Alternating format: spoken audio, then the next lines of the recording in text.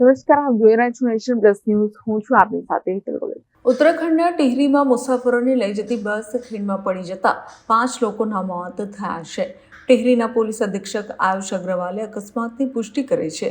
આખી ઘટનામાં 17થી વધુ લોકો ઘાયલ થયા છે, જેમાંથી 7ની હાલત ગંભીર છે. મૃતકોમાં દિલ્હી, ગુજરાત, યુપી અને બેંગલુરુના લોકોનો સમાવેશ થાય છે. આ ઘટનામાં વડોદરાના મુસાફરનું પણ મોત થયું છે. વડોદરા શહેરના માંડવી વિસ્તારમાં આવેલ ખત્રીપોળમાં રહેતા પાર્થ સારથી મધુસૂદન જોશી ઉંમર વર્ષ 60નું આ દુઃખદ ઘટનામાં મોત થયું છે. આ ઘટના અંગે દુઃખદ સમાચાર મળતા ત્રણેય બહેનો પર આબ ફાટ્યું હોય તેવી સ્થિતિ સર્જાઈ છે. તેઓના પરિવારમાં એકમાત્ર ભાઈ સહારો હતો. આજે 3 બહેનોએ પોતાનો ભાઈ ખોયો છે, ત્યારે તેઓ પોતાના ભાઈના આ મોતના સમાચારથી માનવા તૈયાર નથી કે તેઓનો ભાઈ હવે આ દુનિયામાં નથી. હાલમાં સમગ્ર ઘટના અંગે વડોદરા કલેક્ટર તંત્ર દ્વારા પરિવારમાં જાણ કરવામાં આવી હતી. તેઓના મૃતદેહને વતન વડોદરા લાવવા માટે પ્રયાસો કરવામાં આવી રહ્યા છે. તેઓના મૃતદેહને પોસ્ટમોર્ટમ બાદ વડોદરા ખાતે લાવવામાં આવશે.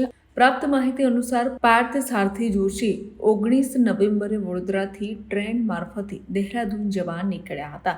1 ડિસેમ્બરે પાર્થ સારથી જોશી વડોદરા પરત આવવાના હતા. વડોદરાથી મથુરા અને મથુરાથી દહેરાદૂન ટ્રેન મારફતે પહોંચ્યા હતા. ઋષિકેશમાં શિબિરમાં ભાગ લેવા ગયા હતા, જે પૈકી આ દુઃખદ સમાચાર સામે આવ્યા છે. टिहरी गढ़वाल जिला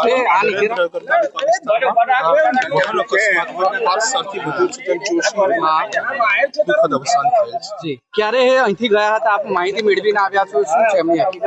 લગભગ 4 દિવસ પહેલા ગયેલા અને બીજી તારીખે પરત આવવાના હતા. અને ક્યાં ફરવા ગયા હતા?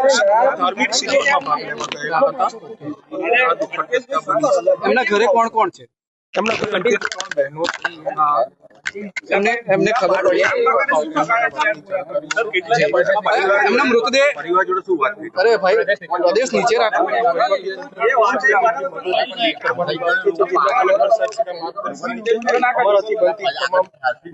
એમને મૃતદેહ ક્યારે પહોંચશે અને કેવી રીતે અહીંયા લાવવામાં આવશે? આજે મૃતદેહ લેવા રવાના થઈ રહ્યા છે. અમે સતત સંપર્કમાં છીએ અને ક્યારે પહોંચશે નીકળે ત્યારથી પછી ખબર પડે આપણને.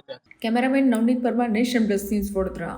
સમાચારોના સતત અપડેટ મેળવવા માટે અમારી નેશન પ્લસ ન્યૂઝની યુટ્યુબ ચેનલને સબસ્ક્રાઇબ કરો, બેલ આઇકન દબાવો અને જોડાયેલા રહો ફેસબુક, ઇન્સ્ટાગ્રામ અને ટ્વિટર પર.